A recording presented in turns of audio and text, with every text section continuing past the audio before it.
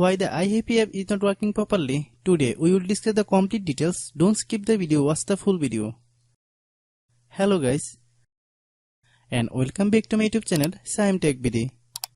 Today I will discuss how to fix iHappy app technical difficulties. I have a request. If you are new to channel, please subscribe and stay with us. Open settings. Open the date and time settings. Tap set time automatically to reset time to whatever location you are currently at. Click back. Click about device.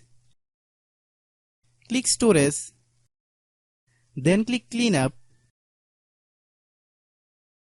Click clean. Click back.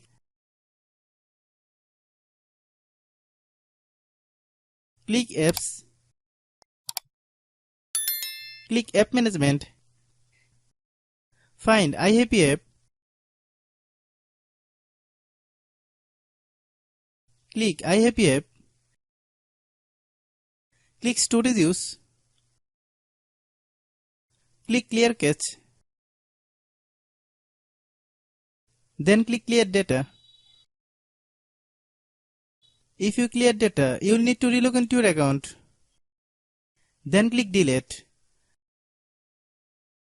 Then open Google Play Store.